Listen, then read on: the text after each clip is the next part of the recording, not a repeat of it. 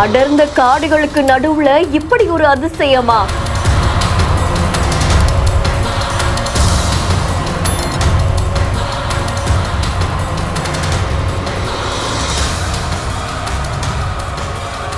மின்சாரம் இல்ல, எரிசக்தி இல்ல, ஆனா பல வீடுகளுக்கு தண்ணீரை கொடுத்திருக்கு.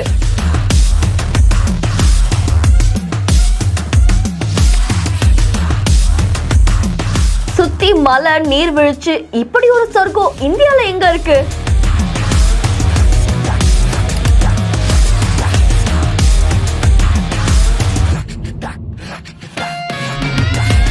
நீலகிரி மாவட்டம் பந்தலூர் பக்கத்துல இருக்கக்கூடிய சேரம்பாடி அப்படின்ற பக்கத்துல அந்த காலத்துல ஆங்கிலேயர்கள் ஆட்சி செஞ்சிருக்காங்களாமா.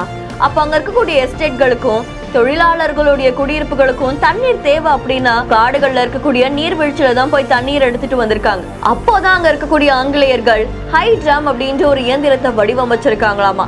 இது மூலியமா பல பேருக்கு தண்ணீர் கிடைச்சதாகவும் சொல்லப்படுது. தானியங்கி சுழற்சி பம்ப் அப்படின்னு அழைக்கப்படக்கூடிய இந்த இயந்திரம் மின்சாரம், எரிபொருள் இது ரெண்டுமே இல்லாம உந்து சக்தி மூலியமா தண்ணீர்ல அழுத்தத்தை கொடுத்து சுமார் 293 மீட்டர் இருக்கக்கூடிய மேலாளருடைய பங்களா, அதுக்கப்புறமா அங்க இருக்கக்கூடிய தொழிலாளர்களுடைய குடியிருப்புன்னு அந்த பகுதிகளுக்கு இந்த தண்ணீரை பயன்படுத்தி இருக்காங்க.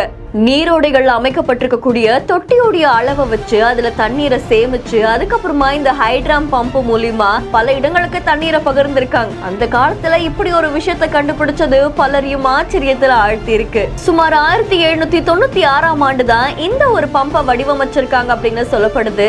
இந்தியால சேரம்பாடி, அதுக்கப்புறமா ஆக்ரா அப்படின்ற பகுதியில மட்டும்தான் இப்படி ஒரு பம்ப் இருக்கு அப்படின்ற மாதிரியும் சொல்லியிருக்காங்க. இப்போ இது பயன்பாட்டுல இல்ல அப்படின்னாலுமே அது சுத்தி இருக்கக்கூடிய அந்த மலைகள், அதுக்கப்புறமா அந்த நீர்வீழ்ச்சி, இயற்கையான சூழல் இது பலரையும் நிகழ்ச்சியில் ஆழ்த்தி இருக்கு. ஆனால் தமிழக சுற்றுலாத்துறை முன் வந்து இந்த இடத்த ஒரு சுற்றுலா தலமா மாற்றினா நல்லா இருக்கும் அப்படின்ற மாதிரியும் கோரிக்கை வச்சிருக்காங்க. இந்த வீடியோ பத்தின உங்களுடைய கருத்துக்களை கமெண்ட்ல சொல்லுங்க. மேலும் செய்திகளை உடனுக்குடன் தெரிந்து கொள்ள பிஹைண்ட் நியூஸ் வாட்ஸ்அப்புடன் இணைந்திருங்கள். இந்த வீடியோவை வழங்கியோர் doctor Sri Varma wellness, Lexco holidays, எம்சிஎஃப்யோ காட்டன் கிளப்.